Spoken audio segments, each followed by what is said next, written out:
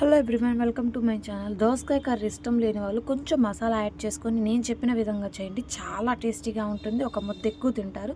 దీనికి కావాల్సిన ఇంగ్రీడియంట్స్ దోసకాయలు, టమాటా ముక్కలు, ఇందులో పేస్ట్ అండి. ఇది కొబ్బరి, చిన్నులపాయ, అల్లం, వెల్లుల్లి పేస్ట్ చేసుకొని పెట్టుకోవాలి. ఉల్లిపాయ ముక్కలు అండ్ తాలింపు.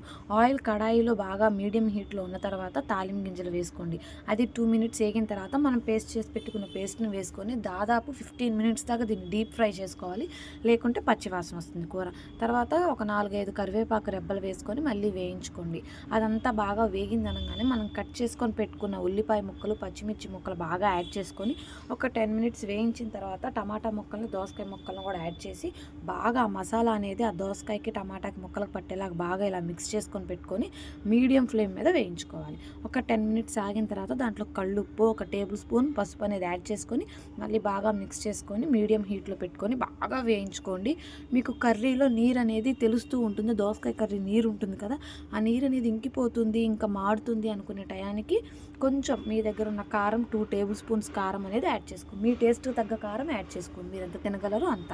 ఆ కారం అంతా యాడ్ చేసుకొని మొత్తం కలిపేసుకొని చిటికెడు వాటర్ అండి, ఎక్కువ వాటర్ పోయదు. చిన్న టీ గ్లాస్లో ½ గ్లాస్ వాటర్ యాడ్ చేసుకొని మీడియం ఫ్లేమ్ మీద వేయించుకుంటా మిడిల్లో ఒకసారి మనకి చికెన్ మసాలా కలపండి. చాలా టేస్ట్ ఉంటుంది.